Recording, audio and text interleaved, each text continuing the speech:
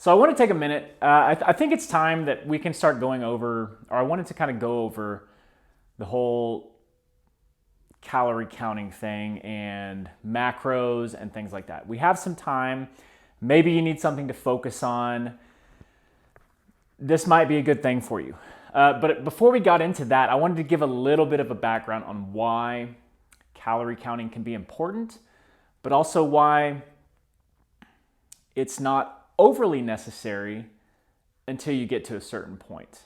Okay, so I like to reserve counting calories for people that have been paying attention for a while and not necessarily just jump into it, because it can be very overwhelming at first, but also can be kind of mentally taxing. But I'll leave it up to you.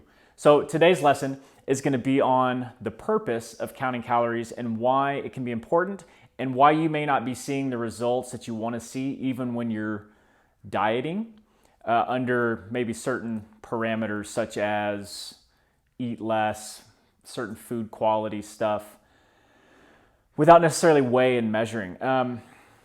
The weighing and measuring comes in handy and importance when you're really trying to hone in a number or a body fat percentage that is closer to zero, right? So if I weigh 300 pounds and want to get to an ideal body weight at my height, it's going to be a lot easier just by focusing on eating better than it is for somebody that's like me, currently 185, probably in the 12 to 13% body fat range, needing to get down to, let's say, 8% body range. This is where it starts to become more important to keep track of what's going in your body versus not. So for those looking to lose weight now and maybe have a good amount of weight to lose, your focal point is going to be quality of food, overall less. But what I have found is if you focus on food quality, which is proteins and vegetables, a good starchy carb and some healthy fats, in overall moderation, then you're eating less anyway. So you're in what we call a caloric deficit. So it's just the focus doesn't necessarily need to be there until you need it. So with that out of the way, here's kind of a scenario of why your diet may not be working, especially if you're in the camp of cheat days or cheat weekends or things like that. I absolutely despise cheat days. I absolutely despise cheat weekends. I feel refeeds are necessary. But one thing that needs to be thought on is because you did well 6 days a week, you don't deserve day 7 to be a no holds barred, just feast fest of whatever you want to eat. There was a time when refeed days and cheat days and things like that used to be once, like every 2 months or once a quarter. You know, back when we first started this deal and we're focusing really big on quality nutrition, we'd have some pretty epic cheat days. If you ever follow The Rock, you see very similar stuff. I mean, he is honed in for X amount of time, and then he eats just these gargantuan meals, but they're not just once a week. And I want to talk a little bit about the perception of needing to cheat once a week. Cheat, I don't like that word either. But that is not mentally healthy for you either, because it sets you up for failure every week, once a week, without creating more mental strength and stability with your diet over time. So this is why it's beneficial for people to take 30 days and focus on eating quality and not necessarily, hey, when am I going to have my cheat day, or I'm missing this, I'm missing that. You get to literally hone in on the things that you need to focus on to help build your mental capacity to carry yourself through, because that's always the piece that gets in our way, is our head, because we can't control our thoughts and putting something in our mouth. You have full control over your hand going to here, but it's your brain that's getting in the way. So now that that's out of the way, let's talk about what we got going on back here. So typical daily calorie allowance that you see is 2,500 calories, right? So we're going to start a baseline off of that. That equals out, and I like to look at calories on 7-day periods, a whole week, right? Not necessarily the day, but the week. So 2,500 counts out to 17,500 calories a week. Now, you don't need much drop in calories to produce good results.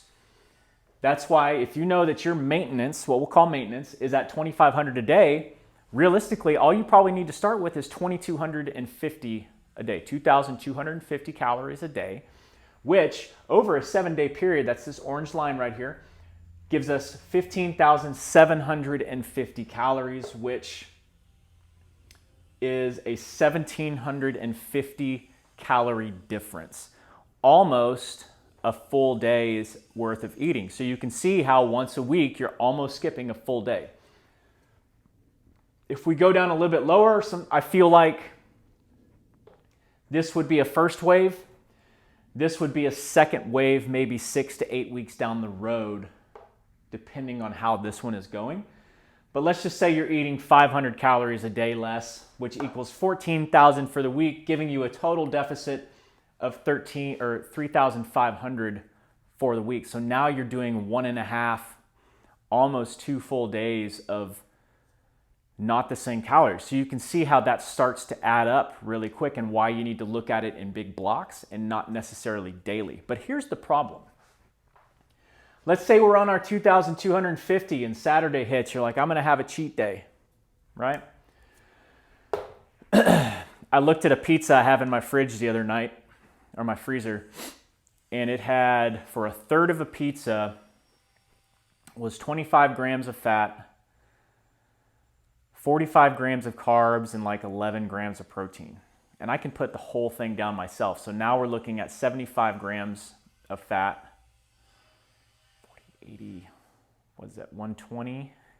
130 grams of carbs and 33 grams of protein. So it's a little lopsided, but the calories make a huge jump. So realistically, that one pizza ate up almost my entire day's worth of calories. So you can see where, hey, you have a good breakfast, you have a good dinner, and you're like, well, I'm gonna have a cheat night. I'm gonna go have a pizza, and I know none of us can sit and eat 2 pieces. So you have this whole pizza, and all of a sudden, your calories jump up to 3,500, okay? And that's a conservative guess, considering what you eat at that time. If you just have the pizza, you may have had some wine, you may have had some beer, who knows, right? And so that's just a conservative guess. Going only 1,000 over is really tough to do. It's gonna usually be in the neighborhood of 2,000 to 2,500 over.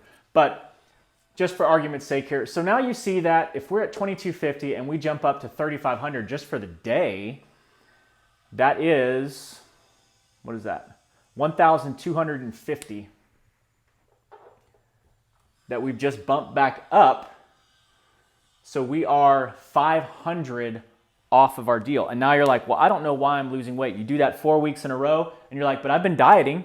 I've only been having 1 cheat meal a week. But now instead of 1,750 average calorie drop a week, now you're having 500, assuming it's the same. If we go any higher, let's say we go up to 4,000. Now you're right back to 7,500 for the week. And your thought is, I'm still dieting. Why am I not losing weight? It's because of this right here, right? Now let's say we take it 2 days in a row. You're like, oh, I eat really well during the week, but then I eat kind of what I want on the weekends. And that's a very popular method. And it, sorry to say it, doesn't work for you, because if you're just eating maintenance during the week, eating really well during the week, and you have 2 days in a row of 3,500 calories, now we've bumped our diet up to 18,250, which is actually above our maintenance calories for the week. And so what I see is eating good during the week tends to be right in here, right? Not necessarily maintenance, because we don't know what that is. We just kind of know that we eat well, food quality tends to have us in these lower ranges depending on our carb and our fat matter. But all of a sudden, because we feel like we've earned the weekends to be relaxed, we now bump our calories, and now we find, hey, I eat well during the week and eat bad on the weekends, and I'm just putting on weight. I don't know what's up. And now we start trying to eat better and eat better during the week, and this number gets lower and lower, and then we get higher and higher over here because we think we've earned it, or because we're under eating so much during this week that we can't help ourselves but overeat on the weekends. Okay, so this is where counting comes in handy. If I know that I have to lose weight, stay within 15,700 calories for the week, now I can manipulate this a little bit to maybe make those weekends fit if you want. I don't recommend it, but I'm just giving you some examples. Which can actually be somewhat healthy pending you stay within the ranges that you need to. So now that means I operate right here at 2,000 calories until Saturday. And then on Saturday evening, I can maybe have 2 pieces of pizza instead of an entire pizza. You still have to think about calories in versus calories out. And that's just simply not going to happen without keeping track of them. All right. So if you're struggling with wondering why you're not losing weight and why you say you eat good all the time, because it's a popular thing. I hear it all the time. I eat well during the week, and then the weekends I eat whatever I want. Guys, that's just a recipe for disaster. You're going to put on weight. You're not going to perform well in the gym. You're probably not sleeping well. You need to realize that dieting has to fit within your parameter of your body. It's as simple as that. Now, working out more in the gym can be a successful strategy for this, pending you're eating enough to support that role. But what's funny is if you try to do more work when you're dieting, it's like playing tug of war.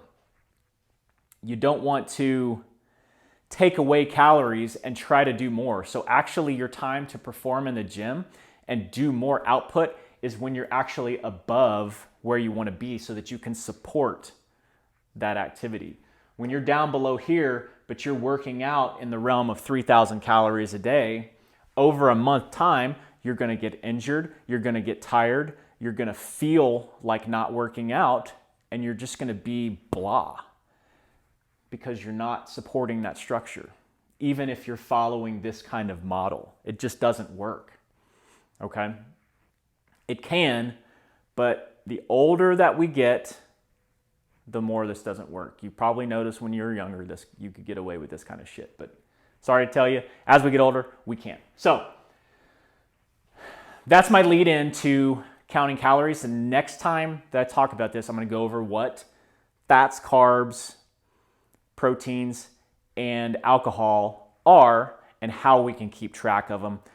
I wanted you to have a baseline understanding of why we need to stay within our ranges, how we can manipulate, and why we may not be losing weight. Okay? So I hope you enjoyed it. Drop a comment. Either this will be on YouTube, Facebook, whatever. If you need some clarification on something or want to hear and discuss something similar to this or have an idea, thought, whatever, I'd love to hear from you.